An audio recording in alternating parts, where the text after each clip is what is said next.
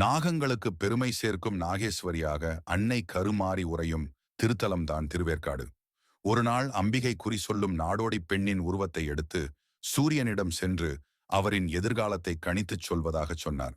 ஆனால் தன் எதிரே வந்திருப்பது தேவி கருமாரி அம்மன்தான் என்பதை உணராத சூரியன் அம்பிகையை உதாசீனப்படுத்தினர்.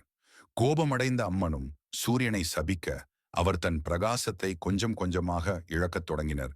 மேலும் தேவியின் சாபத்தால் சூரியனின் பெருமையும் குன்றியது. தனது தவறை உணர்ந்து திருந்திய சூரியனும் அம்பிகையை மனமுருகி தன்னை மன்னித்தருளும்படி வேண்டிக் கொண்டார். தேவி கருமாரி அம்மனும் சூரியனின் பிரார்த்தனையால் மனம் குளிர்ந்து அவரை மன்னித்தருளினார். அவர் இழந்த பிரகாசத்தை மீண்டும் பெற்றார். இன்றும் புரட்டாசி மற்றும் பங்குனி மாதங்களில் சூரிய கதிர்கள் திருவேற்காட்டில் உள்ள கருமாரியம்மனின் மீது நேரடியாக விழுகின்றன. இதன் காரணமாகவே ஞாயிற்றுக்கிழமையும் திருவேற்காட்டு கருமாரி அம்மனுக்கு மிகவும் உகந்த நாளாக அமைந்துள்ளது. வைகுண்டத்தில் வாசம் செய்யும் திருமால் தனது தங்கையான தேவி கருமாரி அம்மனை சந்திக்க திருவேற்காட்டிற்கு வந்தார். தமையனின் வருகையால் மனம் மகிழ்ந்த அம்பிகை இங்கேயே நின்று நவகிரங்களை தரிசிக்க வரும் பக்தர்களுக்கு அருள வேண்டும் என வேண்டினர். இதை ஏற்று திருவேற்காட்டில் ஸ்ரீனிவாச பெருமாள் திருக்கோலத்தில் தெற்கு திசை நோக்கி நின்றபடியே பக்தர்களுக்கு அருள் வழங்கி வருகிறார்.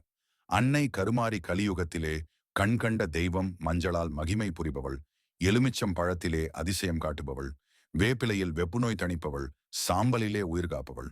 இப்பராசக்தி உரையும் திருவேற்காடு சென்னையிலிருந்து 18 கிலோமீட்டர் தொலைவில் அமைத்து உள்ளது.